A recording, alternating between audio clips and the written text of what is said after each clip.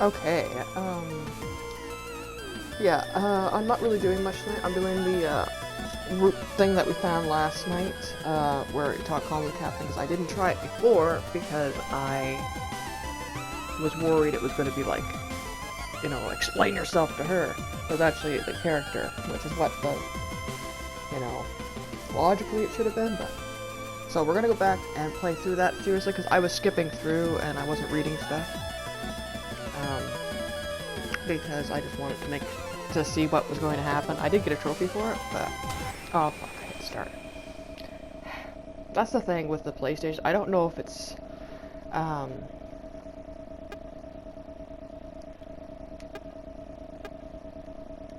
There's an input delay. Or sometimes you have to hit it twice, or it doesn't always respond when it's hit. So, like, I hit directional pad down, but it didn't want to respond. That's what tends to happen. Okay, yeah, we're gonna start here, and we're going to go through this actually seriously.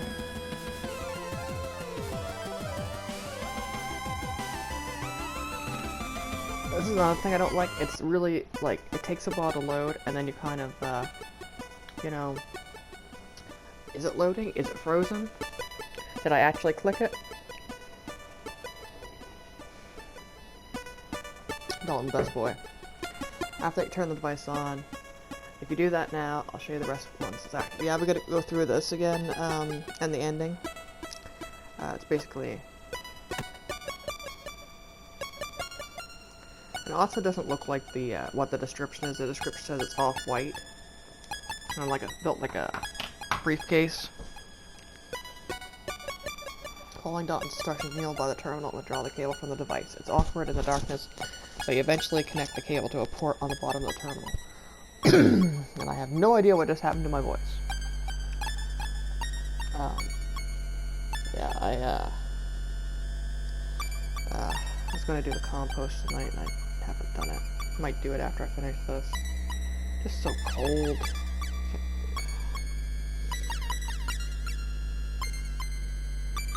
It's not even that cold, like, compared to what we've had this week.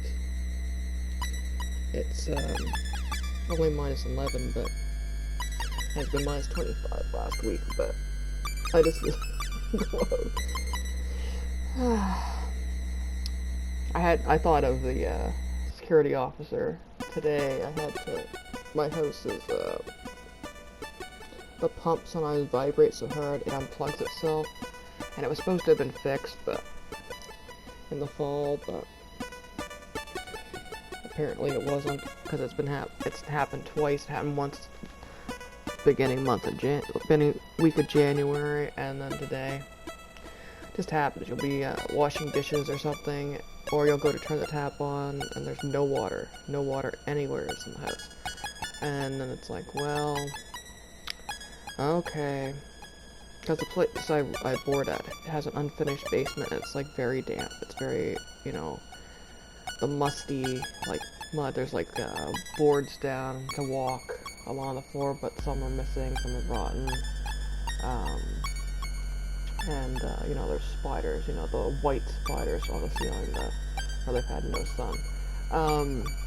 So I had to go down the very narrow ladder. Like, there's steps, but they're more like a ladder. To get down. And you have to go down backwards. And I was wearing my boots and my, you know, my tights. I was thinking of the security officer doing, like, the gangways and stuff. Because, but yeah, just go down, you know, get it plugged back in. But I'm not happy, because it was supposed to have been fixed last, year, because they dug up the yard, and they moved stuff, and, had no water for a while. Following Dalton's instructions, kneel by the terminal and withdraw the cable from the device. It's awkward in the darkness, but eventually connect the cable to a port at the bottom of the terminal. So yeah, really filled up, got really nauseous because of the smell. And I had to clean up the mess, because the mud, like, just it cakes on the boots. You can't get it off like with a wipe or anything. You have to like I had to take it outside with the snow and scrape it off. And, oh. Not a fun time. Once you get the sub terminal connected, you can use it in the same way you would on the normal terminal. Just select the right function from the menu and insert your key card in the slot when it requests you to. Give it a try now. Alright, let's see. Also, I gotta go get the Hanson trophy too.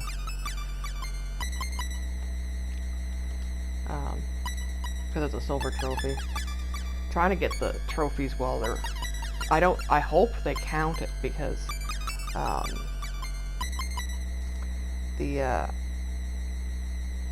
got the first day I played and got like, you know, for meeting all the crew they were listed as common and stuff, and now they're back to where rare is because PlayStation trophies usually on the you know, when a game first released they're all rare, so I'm hoping to count it. Use a small keyboard, you select the override open function and then as Dalton advised, insert your key card.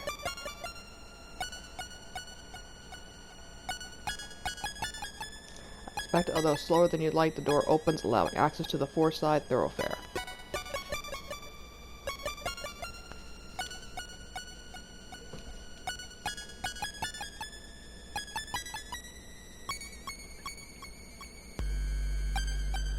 No, I don't think it counted because I only got 10 trophies.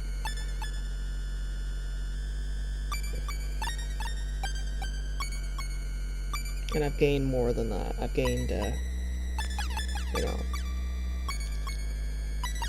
18. Great work, Cadet. All you need to do now is get to this captain's quarters, then engineering will have the gun dog back up and running in no time. Oh. You okay there, Cadet? Yeah, I thought that you had to go get the codes from the captain's quarters.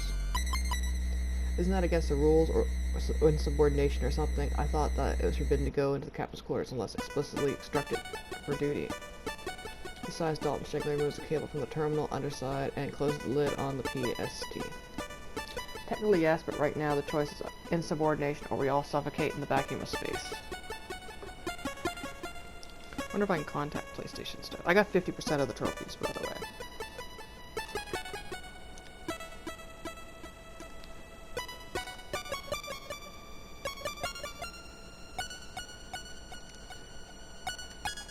But don't worry about it. I'm sure the captain will understand why I had to do it. Besides, I've always wanted to see what their quarters look like, so I'll say it's worth it, right?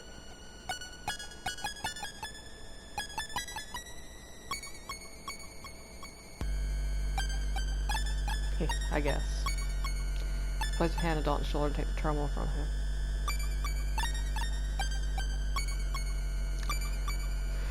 Anyway, you take it easy here. Try to raise the chief on the radio, see if she got anything for you to do. I've got to get moving.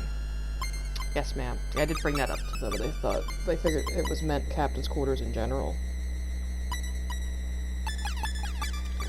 So, that you give Dalton but casual salute, and in return he throws a rigid, formal salute back at you. Smiling at yourself, you head through the now open double doors and into the thoroughfare.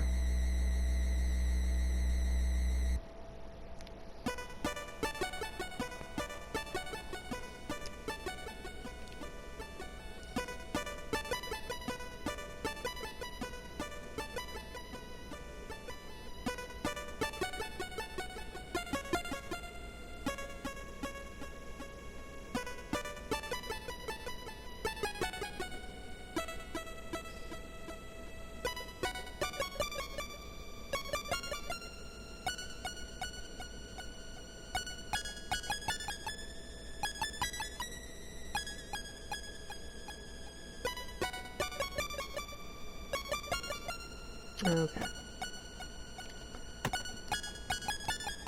I've just got the PST from the hangar. There's nothing I need in there right now. Dylan's probably fine. I doubt he'll even notice the power coming back. If anyone's in there, they can wait a little longer. Yeah. I think I tried to go back at the hangar. I'm just trying to do everything I did before. I've just got the PST from the hangar. There's nothing I need in there right now. Yep. It's not what we want to do, but we can check and see what this says. Obtain the access code.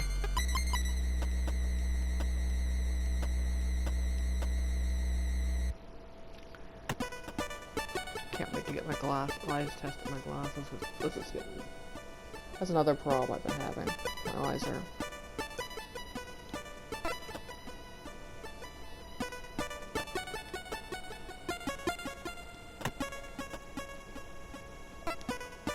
Pause at said Cassie's room, wondering if there's any chance that she may have left a copy of the input codes in there. You don't dwell on the thought as long as quick inspection of that terminal next to the door shows that action just like all the others. Yeah, we gotta, you know, the PST now. There's nothing in there for me right now. I need to get to the captain's quarters. Yeah, my glasses are not for my prescription anymore.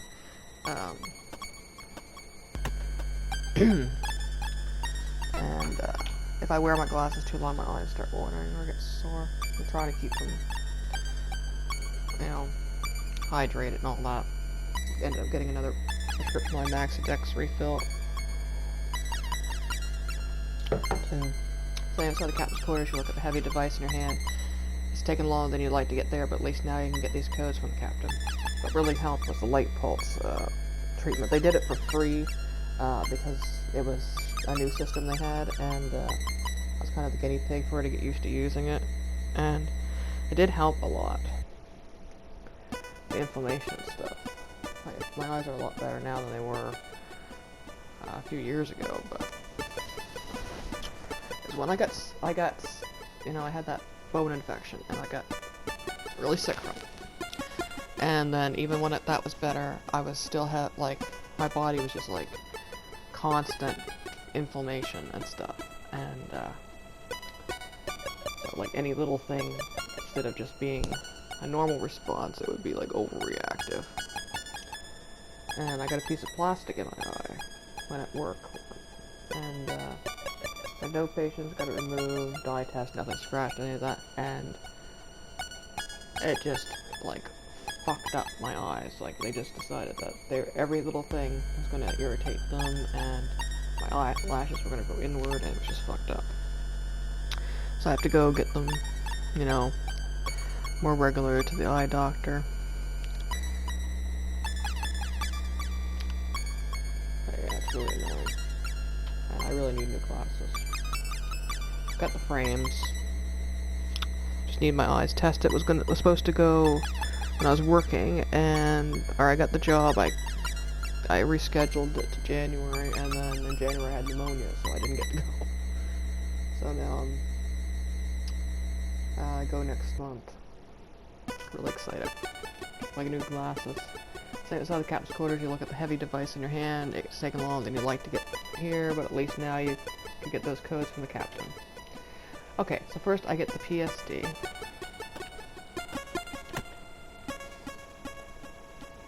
Kneel down by the terminal inside the door, laying the PST on the ground, and unclipping the catch that hold the front of the unit closed.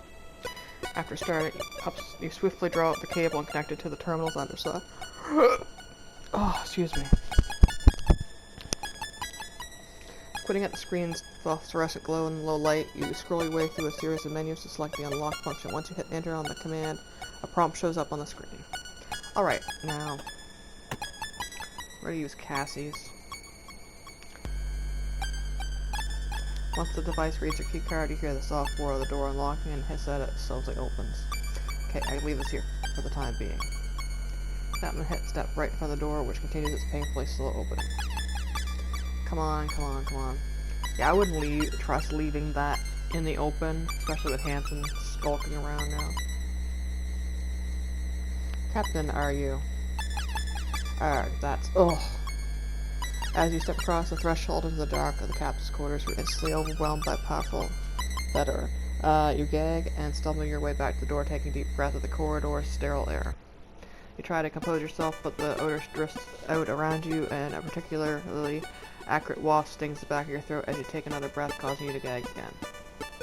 I was just remembering, in Silent Night, which this game reminds me of a lot, when the ship's, when Taylor's going around, the temperature is actually increasing, and it's not explained why.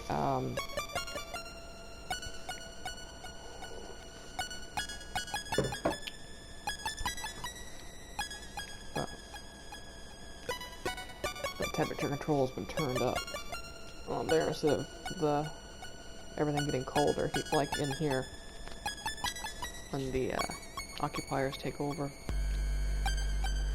Take another breath, causing it to gag again. Ack, ack. Oh, I was gonna look that up, wasn't I? I'm gonna do that now since we're here. Yeah, I'm gonna try to contact PlayStation Support where I am missing 8 trophies on my stars, where I need 30 to keep my level. It's kind of a lot. But yeah.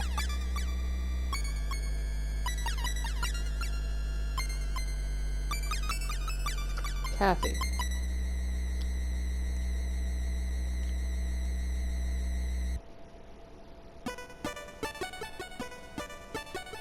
No.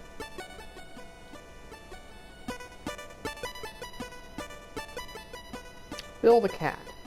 That was it. Yeah. I was right. It's Bloom County, but kind of. Berkeley breathed. How old is that? That's why we're gonna check and see how.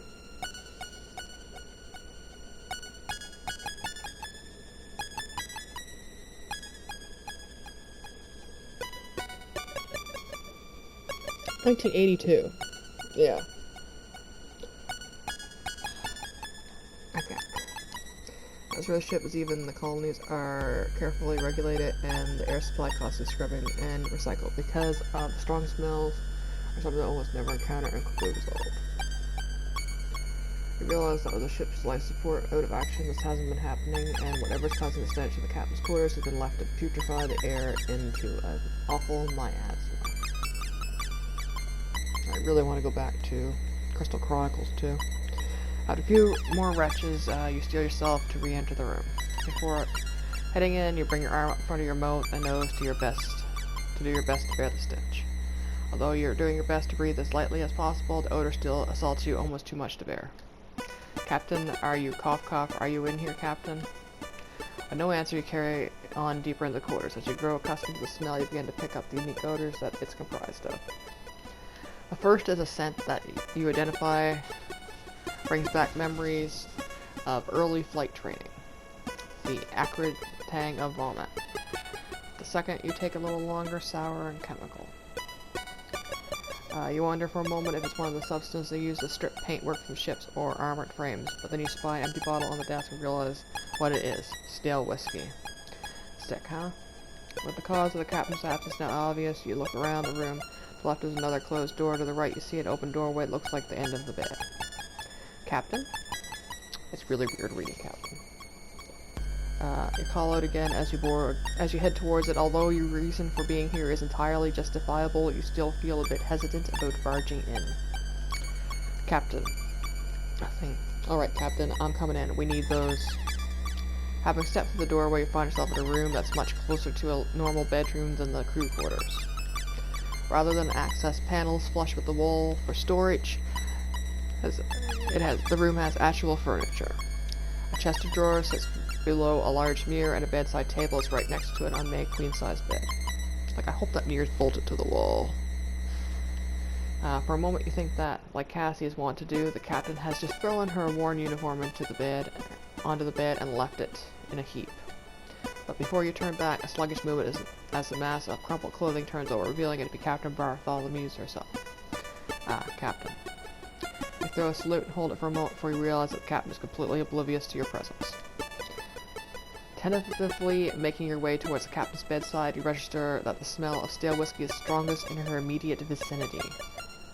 As you look around, you notice another bottle lies mostly empty, with a small pool of amber liquid left in one of the corners. Captain. You run your hands back through your hair and sigh loudly. Regardless of all this, you remind yourself you're here to get the emergency input codes. Captain, hey Captain. Captain Bartholomew's. You place your palm on the captain's upper arm and rock her gently. Now, Captain, come on. You need to wake up. We need your emergency input code. Arg. Arg. Captain, wake up. Captain. Arg. Step back and pinch the bridge of your nose with your thumb and forefinger. Despite everything, it doesn't seem the captain will be waking up from the stupor anytime soon.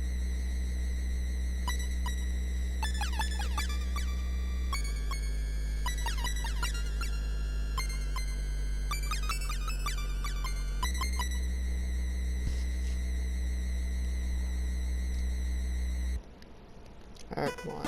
After everything. Can't get the codes from the captain directly. Maybe she keeps a copy of them around here or something. Worth a shot.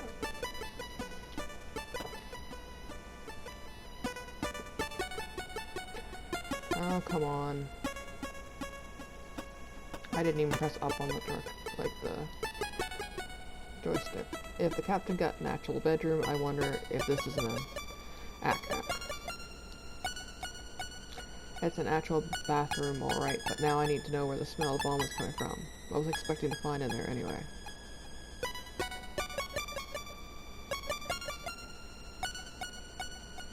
A painting of the first colony fleet to enter Jupiter's orbit. Remember my civic lessons? They were funded by wealthy Terran industrialists who had them built to serve as habitats for a workforce that would harvest resources from Jupiter and moons for his company's sake.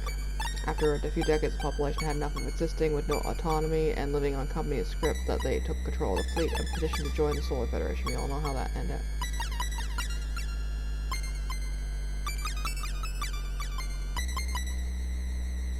Captain's bedroom, that's actually pretty nice. It's the first time I've seen Captain's quarters, so I don't know they were this different privilege and rank, I guess.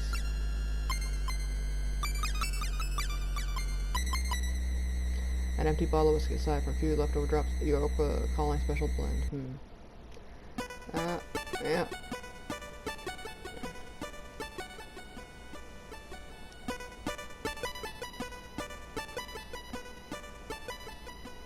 Bottle of whiskey aside for a few leftover drops of the Europa Colony Special Blend. Oh, examine everything because I just don't know. But I don't know why I'm getting it now, because it's supposed to be more likely to happen,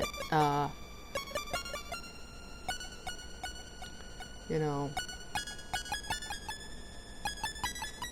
pretty nice desk must be where the captain does all the work, not on the bridge. If that's the case, then, as I thought, view drawers on the back next to where she sits. His codes or anywhere, they'd be in there.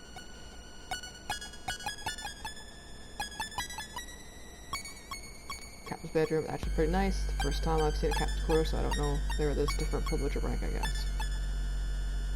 Yeah, the,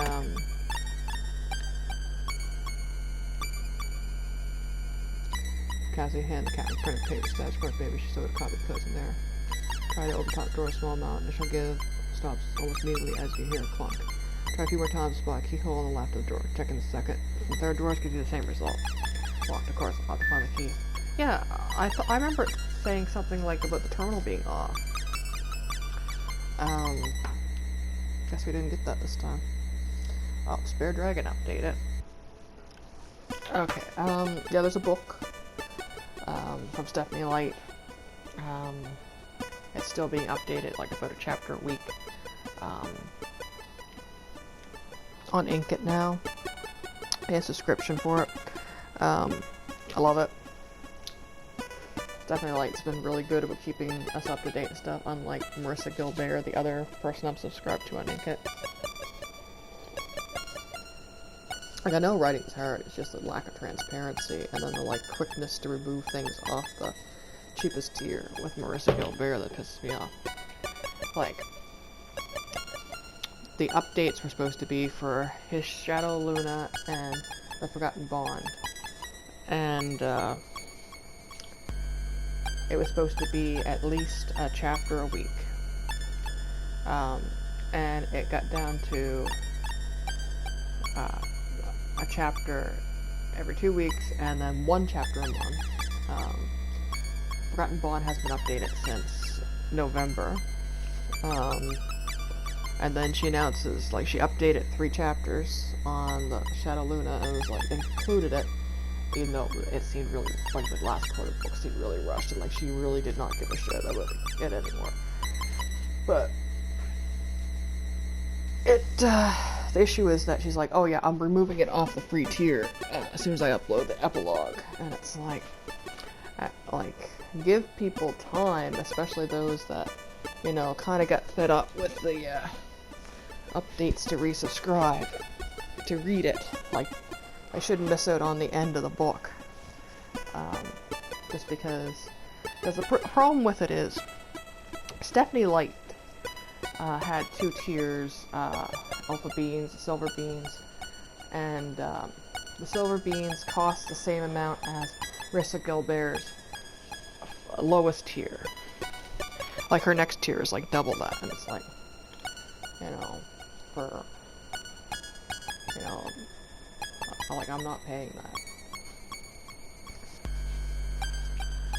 Though there might be safe behind or something, like movies, but it looks like the whole thing's reproduction was been directly applied to the wall panel, even this frame is bolted on. But no, Stephanie Bean released some extra tiers. One's a little bit higher than the current one. I think it's like $12 a month. And then there's the Ivory and Letium tiers, which are every 4 months you get a copy of one of her books. Like, she's got like 4 or 5 already like finished. So they're special edition, like special book boxes. And I managed to get a slot in it, so I'm quite happy. Because mainly I want the Gold Queen, which I think is the for later. Like, right now, the one that you're every 4 months is going to be the Tales of Ivory, which is like her like little mini legends and stories, like lore with her in world, and then the next one I think is the Ivory Queen, and then the Gold Queen. I think she's doing it in release order.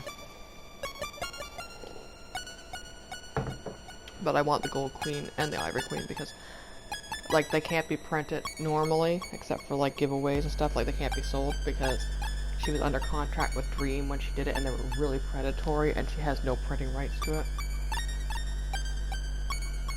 So, she can't print them and sell them. They can only be done through, like, things like this, like special giveaways, or, like, special, you know, collection. Gold Queen is really good. I didn't realize it was as small as, like, when she compares the printed books to the other ones, it's actually quite about half the size, but it's a sad-ass book. But it's so good. I thought this might be safe behind or something like that in the movies, but it looks like the whole thing is a reproduction that's been applied directly to the wall panel, even the frame is bolted on.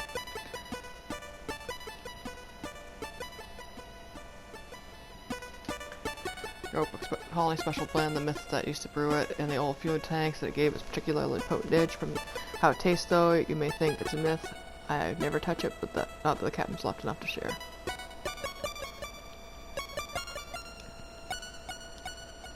Even if I need it too, I'd really rather not use that, considering the state it's in right now. Arg. You were uncomfortable enough making your way in there in the first place, but now that you're about to rummage your way through the captain's personal effects, you feel even worse. Let's get this over with. Doing a quick scan of the room in hopes that the captain may have left the key on top of the chest of drawers or its bedside table proves fruitless, so you tentatively step back inside. Nervously looking back, the captain's comatose form every few moments. Sorry about this, Captain. Standing by the chest of drawers, you lay your hand on top and drum your fingers nervously, pulling the top one open. Seeing only folded clothing inside, you close it quickly, going on to repeat this process for the next 2 drawers, finding nothing. Stepping back, you take another look around. The only immediate place left to check is the drawer on the bedside table, right next to the captain. Moving over to it, you squat down beside the unit, acutely aware of the captain sleeping right next to you. In the low light, it's next to impossible for you to make out the contents of the drawer. You have to settle for reaching inside and feeling your way through. Running your fingers over the various contents to try to figure out what's in there. A thin plastic surface with regular bumps, which feels like it has foil underside. Like, I wonder what these things are. Small glass bottle, series of raised dots just under the label. Various individual papers. Aha. Grab a hold of what feels like a key card, clip to a lanyard, and pull it out of the drawer. The metallic jangling sound that comes with it is quickly revealed to be a key ring featuring various different keys. One of these has got to be the key for those.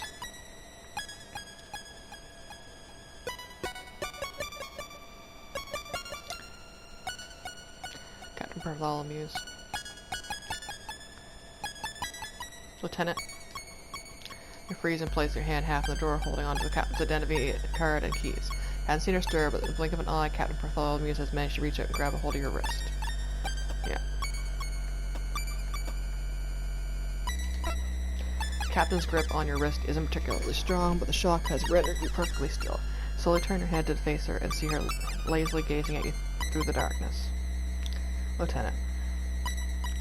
Hold on to your breath for a moment, then exhale slowly, calming yourself. What are you? Composing yourself, you speak calmly and quietly.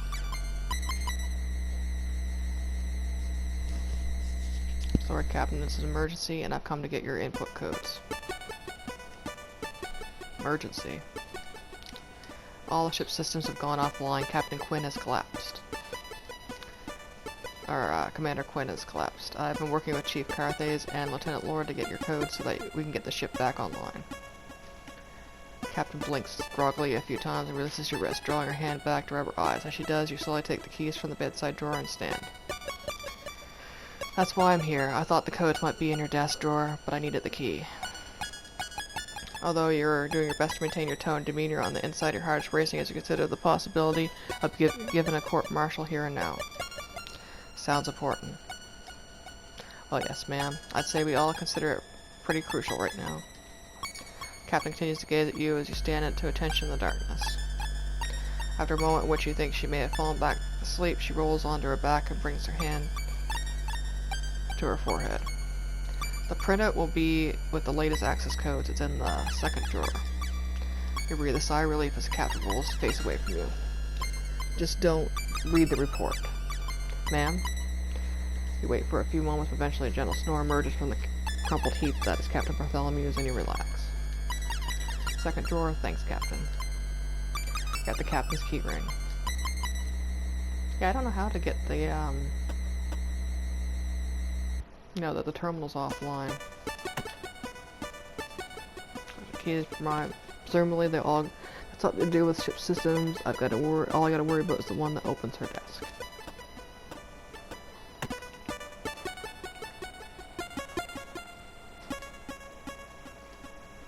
Captain's bedroom. I don't think there's anything else worth disturbing the captain for in there. Alright, let's see which one.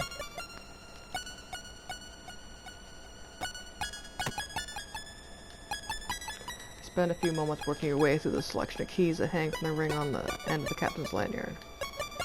You're able to discount a few based on their unusual shape, but find the right one is still a tricky task in the dark. Oh, I just realized I probably, before this, I can shoot Hansen in the hallway, maybe. Where I have that choice to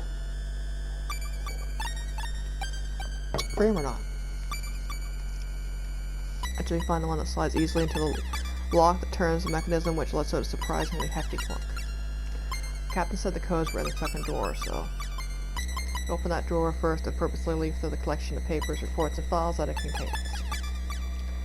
Crew manifest, security updates. Aha. You see the telltale tractor feeds edges on the printer paper that you've seen Cassie produce updates and reports for the captain sticking out from underneath a manila folder. As you lift the paper out of the drawer, the folder on top begins to spill its contents. You quickly grab it to stop everything from falling out. As you do, you can't help but read its title. JCF Naval Investigatory Commission Findings Incident 00784-2109-209. Subject Rear Admiral M. Bartholomew. With what you believe to be the printout that would contain the codes in one hand and this report in the other, you look back towards the captain's bedroom as you remember her instructions. Just don't read the report. Hesitate for a moment, rereading the title. Rear Admiral. Yeah, I'm gonna read the report. You stare at the cover of the report for a few moments before looking back to the printout, then to the captain's bedroom. Placing the printout back in the drawer, you open the folder and begin to leaf your way through its contents. You scan the first few pages, which outline the investigation's intention to assess the actions taken by Rear Admiral M. Bartholomew in the battle in lunar orbit. Following on from that, there are a series of diagrams and charts that we recognize to be ship movements sorted by time, followed by annotated or captioned stills taken from ship or armored frame-based recording devices. As you work your way through them, you see that they're being used to illustrate. A squadron of JCF ships pulls away from the main fleet and is eventually intercepted and then decimated by the enemy. Final photographs show the few remaining ships returning to the fleet in a state of disarray, with all of them suffering extensive damage. As you move past the pictures and diagrams, you flick through pages that outline a breakdown of the losses, ship's armored frames, pages and pages of crew member names. Eventually you get to the last few pages of the report where you skim through the conclusion. This inquiry finds that by leaving the defensive position for an unsanctioned offensive, thereby opening a point of access through the E-field, Rear Admiral Maris Bartholomew's significant loss to armored frame groups. Wait, E-field? This is Flight 6. They've cut off the flight path. There's more. There's a whole squadron of carriers coming in from E-field. Kalite 1.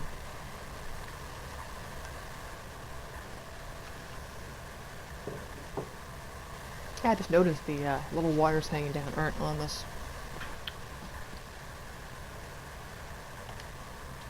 They're going to cut you off from the fleet. Flight 6, respond Flight 6. What's going on? How many carriers are coming in from E-field? You stop and lay the report on the captain's desk, staring at it, reading the conclusion again and again. Adversely impacted flights include Thebe Flight, Carmi Flight, Carpo Flight, and Kalite Flight.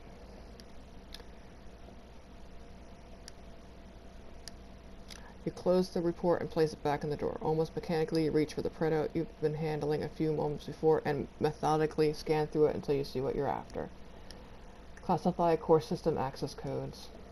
Generation date 20040214. For captain and second only. You slowly rip the relevant page from the rest of the document as per perforated edges, then fold it up and slide it into your pocket. After this, you methodically place the rest of the paper back into the drawer, which you slide closed. You got the access codes. The codes in your possession, you calmly make your way back towards the corridor outside the captain's quarters where you left the PST. As you approach the doorway, you absentmindedly take hold of the radio and push down the transmission button. Okay, Chief, Lieutenant Lord, I've got the codes. You release the push-to-talk button and wait. You give it a moment instead of more instructions from the Chief or some kind of backhanded congratulation from Lieutenant Lord. All you hear is a powerful hiss of static. Chief, you try again. Lieutenant Lord? Still nothing. Anyone, come on. No band, no signal. As the radio shake, it's been a few moments adjusting the frequency dials, but you still don't hear anything from anyone, just the hiss of static. For a moment you feel like throwing the radio down the corridor, but instead you slump against the nearest wall and hold your head in one hand. Slouching against the wall in low light for a moment longer, you sigh loudly before turning and kneeling back down the PST, which you begin to pack up. You got the codes, you just can't get them to the Chief or the radio. The next best thing you decide is to get them to her in person.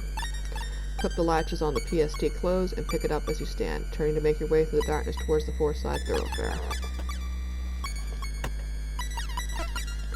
I can't waste time. I need to get these codes to the Chief in engineering. Nothing I need there. I should get to engineering. I tried to see if I could talk to the captain too.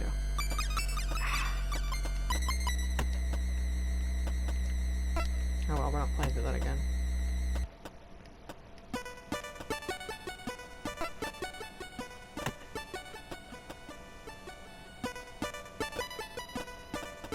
I think it will tell me I don't need to do anything. I had no time for that now. I need to get this to the Chief in engineering, and then I can get Cassie to sick bay.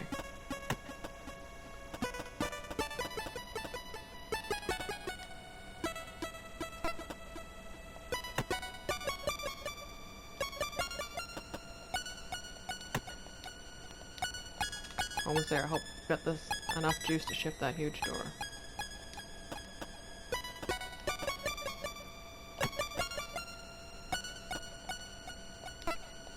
Outside, the huge blast that separates the aft thoroughfare from the engineering department began the increasingly familiar process of unpacking the PST. Alright, let's start with the PST. That's foreshadowing, by the way. Here's a code needed for reboot the central computer and get the ship's system back online. The normal circumstances is given only to the captain or head of operations. First, draw the cable, plug it internally near the drawer. You boot up the device and begin cycling through the options. Okay, and then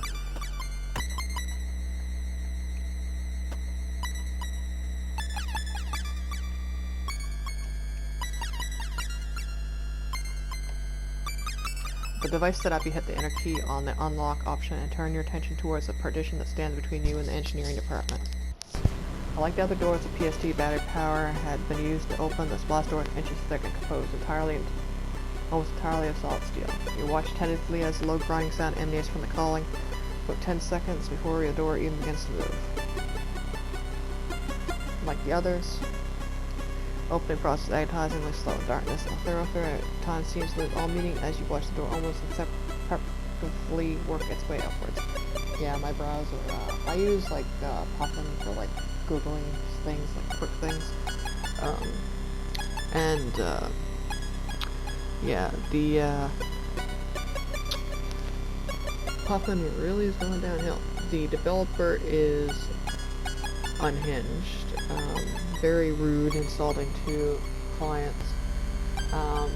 Even the reviews for people that have issues, it's just like either copy and paste. That the reason that the original like paid Puffin browser was discontinued was because of piracy. Or telling people that they're, you know, stealing. Or just like unhinged, like, ugh. The thing is, okay, it was originally free, and then they started, the reason I used to use it originally because my old phone was, you know, Android 4.4, and a lot wasn't supported. And it was fast, it was small quality, it was easy to back up with things like Helium, or, you know, export the bookmarks to HTML file, and, you know, but, yeah, so then it went for, then there became a version that, was paid, so I bought it. I think it was like $7, and used that for about a year, and then he decided to discontinue it and switch to Puffin free with ads or subscription. So I bought the year subscription for it, and then about a year later discontinued the yearly subscription, but since I was still on it, I've been sneaking by, and it's been about 3 years now of where I get so anxious on the date because it's like I'm wondering if it's going to fail or not count it, because I'm not paying by day or week. Like, I even looked at switching to Dolphin because I was going to switch to Kiwi, but Kiwi got discontinued in January this year. But yeah, like, because it bugs out first when I first, like, when it's my thing renews, because it acts like I don't have the paid, and then it like has to refresh. So it's always anxious on February when it's due. But it's like, I don't care, because like he changed the name of the subscription to yearly subscription been discontinued, do not resubscribe. It's like, no, I'm gonna keep subscribed to the yearly. Because my opinion is, like, you're being shit to paying customers. And, like, if I get it for a little bit cheaper for paying for the year, I'm gonna do it, not have to worry about it. Like the others, the opening process is antagonizingly slow with the dark, so the thoroughfare at the time seems to lose all meaning as you watch the doors almost perceptibly work its way upward. After a few minutes, the barely noticeable progress comes to a halt, and the low grinding sound stops, with the blast door giving you just over a foot of clearance between it and the floor. Turning your attention back towards the PST, you see a graphic of an empty battery with a cross through it blinking on the screen. Oh no. Knowing that the blast door is being kept open by the device's dwindling battery power, you drop to the floor and grab the PST, beginning to crawl forward towards engineering. There's just enough clearance for you to worm your way underneath, but the smooth, pale flooring turns your grating on it to an uncomfortable experience. Yeah, there's a non-binary option, the male and then the female protagonist, and like each scene of this had to be redrawn for the time you make your halfway through, your feet still sticking out in the off thoroughfare. The grinding noise that had stopped with the door starts back up again. Oh no. No, no, no, no, no. You shove the PSD ahead of you through the small gap, being mindful not to yank out the cable plug to the underside of the terminal. Ignoring the grating now, you quickly squirm the rest of the way until you're clear of the door. Then rolling onto your back, grab the PST cable and give it a swift tug, pulling it out of the terminal on the other side and back to you just before the blast doors shut. That was way too close. You stand up and quickly pick up the PST, which still has a low battery warning blinking on the screen. Chief, your call is met with impressive silence that somehow seems worse in the vast space of the engineering department. Chief, it's me, Lieutenant Knight. I've got the PSD. Chief, making your way past various systems, terminals, stations, and machinery, you continue to call it to the Chief, but there's no response. Where the hell could she be? As you continue your way deeper into engineering, you grab the radio. Chief.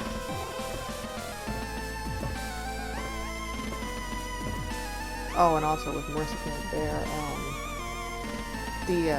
what's supposed to be replacing the Shadow Luna is the new book that a few chapters have been posted of. She accidentally only put it on the top tiers instead of the lower tiers.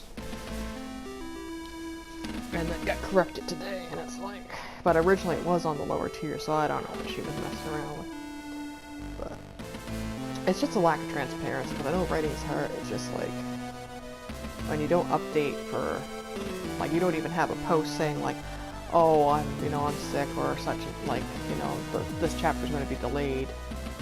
Like, yeah, those people are, like, because that's the big issue with, image management. Like, if you're quiet, people are going to draw their own conclusions. Because when she was on Dream, it used to be, like, 3 chapters a week. Like, because she had a backlog, and even though they were short, like, it was... Like, Dream was a pay per chapter thing instead of a subscription. And then when she moved, the chapters were a little bit longer, and then, like, as I said with the Shadow Luna, it's just like she lost interest. They were really short chapters. They, it was like she was rushing to finish it, but it's like, because it started out so good, like, it was such a good, like, and it was getting, this nice build-up, and it just feels like, oof. I was through this dystopian thing in it. The first few books, it seemed like, the typical, werewolf book where it's, they're just outside of, they're not, like, humans exist, but, like, these are, like, these little secret alcove community things, but as Brooke dropped on, that humans have gone extinct, pretty much. And that's all left our shifters. Just like the last time you tried, no one answers, all you hear is static. Chief. You dart down different catwalks, trying to find the Chief, your mind racing as to where she could be. Chief. With a low battery warning illuminating your face in increasingly small intervals with its constant flashing, you stop. Looking down at the PST screen, you make a decision. Well, I've done everything else myself. Turning back from the main screen of engineering to make a beeline over to the room that holds the central computer, and your footsteps on the grating echoing through the silence. May as well finish things. As you begin to run, the PST starts to beep and the battery symbol flashes even more rapidly. If you're running out of battery, then don't use what you've got left flashing and beeping. Running at full pelt towards the central computer, you reach it just as the PST's whole screen begins to blink, cycling between showing the warning and nothing at all. Once you arrive at the doorway that leads to the central computer, you know what you've got to do. Once you arrive at the doorway that leads to the central computer, you know what you've got to do.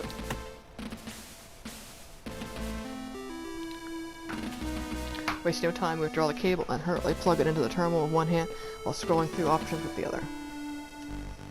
Come on, hang in there. Come on, almost there. And we know we gotta use Cassie's. Like, I could try fucking around using mine, but I'm like, I'm not gonna risk it in case this is timed or something. And you get a bad end. Oh, okay, now, there. As soon as the door begins to open, you jump for it and start pushing in order to force it open. Once you've made the large gap enough, step through the exact moment as you hear the PSD power down and the door slides back shut. It takes a moment, but your eyes suggest the darkness of the room. Looking around, you see it a little bigger than a cleaning cupboard or a crew member shower cubicle. Masses of thick cabling run from the ceiling and floor alongside the walls toward the end of the room. Opposite the doorway on the far side is a huge screen with a keyboard positioned below it, about waist height. Stepping towards the interface, run your hand over the computer. It shows no sign of life even after you begin the random buttons. Arg. Simply mashing the keyboard doesn't produce any response. Instead, you begin to feel your way over to its casing, and in the darkness try to find what might be a power button. Eventually, you find a rocker switch set to the side of the device. You flick it to an alternate position, but nothing happens. With no other option, you flick it back to the position it was in. This time, the screen illuminates. You hear electronics come to life. Hard drive somewhere behind the screen begins to whir loudly. The screen transitions from boot screen to password input screen. After everything you've been through, you're now one input away from getting the ship back online. Finally, alright. Yeah, codes needed to reboot the ship's computer, get the systems back online. And enter. With the final flourish, you strike the return key. Men's feeling of satisfaction fills you as you watch the computer work its way through the start process. Names of systems show up and are followed by status changing from offline to active. A faint draft runs down your neck when you take it to mean life support and ventilation is back online. Alright, hold on, Cassie.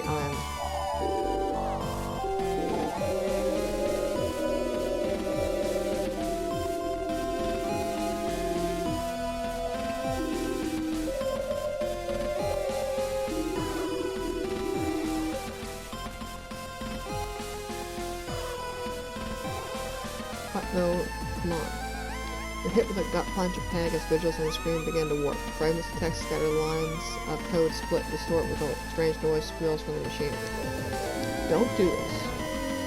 Sure what's going on, you begin to think that it's your fault. You look at the keyboard again, repeatedly striking any key that seems like it may stop this process. End. Escape. Pause. Pause. Pause. Come on. There's the fall music. Kathleen Hansen. Cassie. What's going on?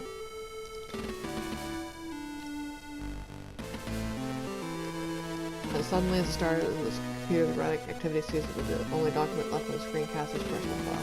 Cassie's file? Wait, why?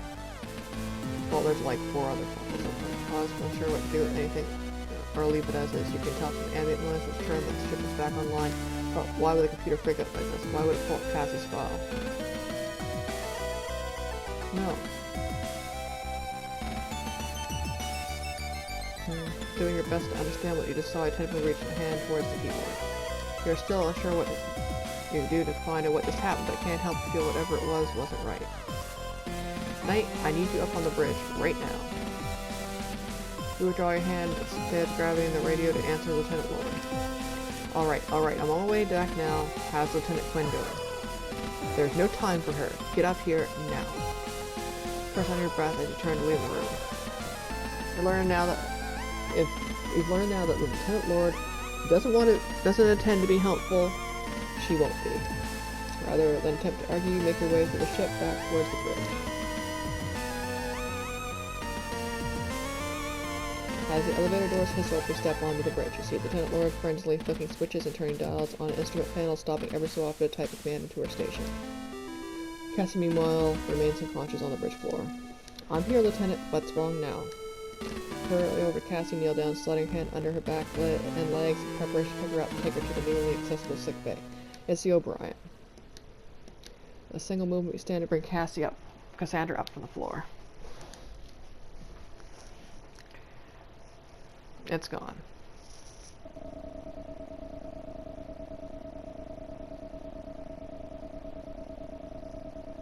Then we got April 23rd, planetary calendar 214. Despite successful reactivation of the JSC Gundog central computer by Lieutenant Knight, the JFS O'Brien could not be contacted. It was no longer coming up on sensors.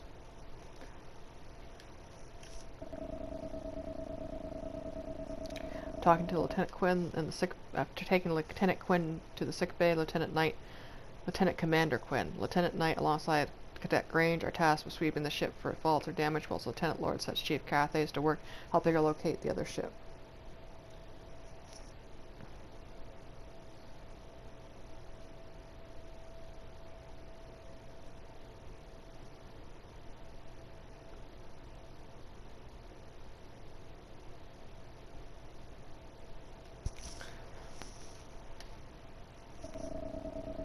JF has arrived eventually located just as Captain Bartholomew calls an emergency meeting. Oh, she's up now. Outer Jovian space, the bridge of the Jovian patrol ship JFS Gundog. As the Chief and Lieutenant Lord stand at attention waiting for the captain to begin the meeting, the sound of approaching elevators is the only noise that can be heard on the tense silence of the bridge.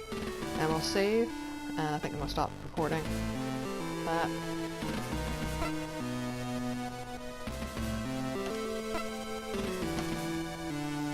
Because now we've got this route where we know the truth about the captain, that she fucked over the, you know...